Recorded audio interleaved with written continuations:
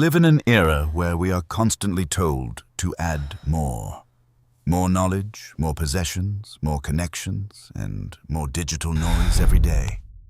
But as the cup of our life becomes fuller, why does a sense of profound emptiness begin to haunt our hearts and our restless minds? Consider the story of an ancient scholar, a man who spent his entire life gathering wisdom, yet felt the crushing weight of his own knowledge. He believed that by collecting every scroll and every theory, he would eventually find the ultimate truth that would finally set his soul free. Yet the more he carried, the more exhausted he became. The weight of the past and the pressure of the future were suffocating his spirit.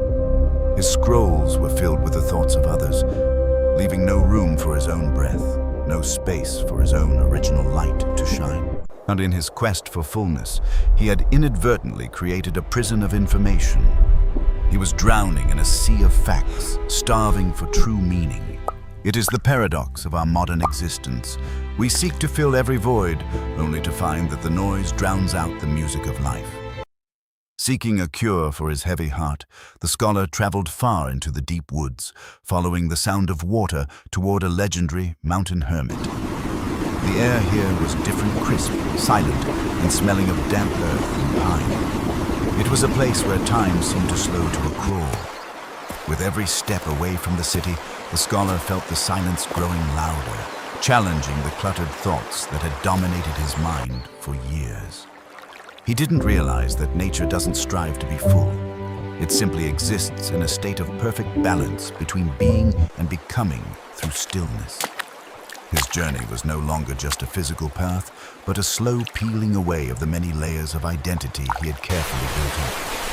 There, amidst the roar of the falls, sat the hermit. He looked like part of the mountain itself, unmoving, untroubled, and completely at peace. The hermit didn't look like a man of great learning, but he possessed a presence that commanded the scholar's immediate and deepest respect. He lived in the wrong, the emptiness. His world was not defined by what he held, but by the space he allowed to exist around him. Exhausted, the scholar dropped his burden. The books spilled out, symbols of a lifetime of effort that now felt like a leaden weight. I must know the truth. Master, he gasped. Please, I have tell studied me. everything, yet I am more lost than ever. Tell me, what is the true secret to a full life? He expected a grand philosophical lecture, a new theory to add to his collection, or a complex secret that only the enlightened could know. The hermit said nothing. He simply reached for an ancient clay teapot, his movements slow and deliberate, as if every second were a prayer. He began the ritual of tea, or a practice of mindfulness where the only thing that mattered was the heat, the scent, and the present moment. The aroma of wild herbs filled the air, a scent that was light yet grounded, beckoning the scholar to leave his worries behind and just breathe. The scholar watched, impatient for words. He didn't understand that the lesson had already begun in the silent space between the hermit's gentle hands. The hermit started to pour. The tea rose steadily, filling the cup halfway, then three-quarters, then reaching the very lip of the ceramic rim. But the hermit did not stop. His hand remained steady, his gaze fixed on the cup as the liquid began to bulge over the edge. The tea spilled over, running down the sides of the cup and onto the mossy stone table, creating a dark, spreading puddle in the quiet. Still, he poured. The scholar watched in disbelief as the precious tea was wasted, soaking into the ground and splashing against his tired, weary legs. The sound of the spilling tea seemed to grow louder, mocking the scholar's sense of order and his desperate need for more and more input.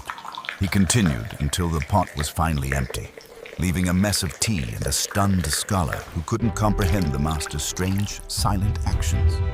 "Stop!" the scholar finally cried out. "The cup is full. It's already overflowing. Can't you see that no more tea can possibly go inside?" He felt a surge of irritation. To him, this was a waste of time and resources, a distraction from the deep answers he had traveled for. The hermit smiled gently. "Like this cup," he said quietly, "you are full of your own opinions, your own theories, and your own heavy baggage. "How can I show you the way?" the hermit continued. "Unless you first empty your cup, you have no room left for anything new or true." The scholar sat in stunned silence. The simple image of the overflowing cup had shattered his ego more than 1,000 books ever could have. In modern psychology, we call this cognitive overload. We try to fill every moment with data, fearing that a gap might lead to lonely boredom. But the empty is not a void to be feared. It is the very foundation of creativity, the silence that allows the soul to finally speak. Think of a room. Its value doesn't lie in the solid walls or the furniture, but in the empty space that allows you to live inside. When we cram our minds with endless stuff, we lose the capacity to receive. We become rigid, heavy, and unable to adapt to the changing world. The art of emptiness is about creating a sacred interval. It is the pause between breaths that gives life its rhythm and its grace. True wisdom is not the accumulation of more facts, but the shedding of what is no longer useful, leaving only what is essential and pure. We live in a culture that treats emptiness as a failure. We feel guilty for doing nothing, so we fill our schedules with hollow tasks. But this constant filling is often a flight from ourselves. We stay busy so we don't have to face the quiet questions of our own hearts. The more we add, the more we dilute our focus. We are full of distractions, yet empty of the peace that only stillness can provide. What happens if we stop? What happens if we allow the cup to drain? We fear the nothingness, yet that is where the truth begins. Emptiness is the womb of possibility. It is the blank canvas before the masterpiece, the silence before the symphony, and the space for new growth. To see clearly, the water must be still. To hear clearly, the room must be quiet. To live fully, the mind must be occasionally wrong.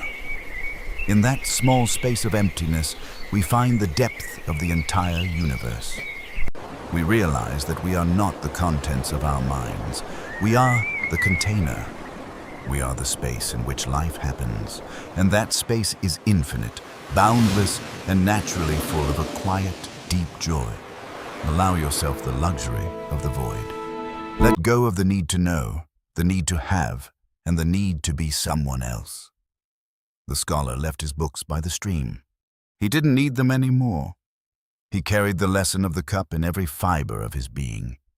He realized that happiness is not about adding more, but about subtracting the unnecessary until only the beautiful, raw truth of existence remains.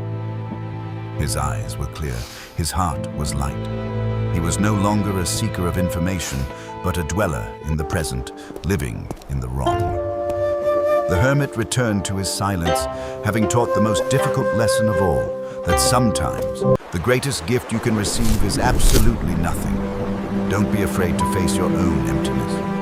It is not a sign of lack, but a sign of readiness for something truly worth holding.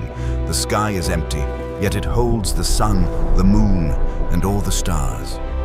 Your soul is the same. It is a vast openness. Flow like the water. Water never tries to be full, but it simply fills the space it is given and then moves on to the next. Take a moment today to empty your cup. Turn off the noise. Put down the books. Stop the scrolling. Just sit and be completely wrong. In that silence, you will find the answers that no book can give you. You will find the fullness that only comes from being empty. Because only when the cup is truly empty can it be filled with the fresh, sweet water of a life lived with purpose and peace. Thank you for listening to your soul in this moment. May you find the courage to let go and find the beauty in the empty.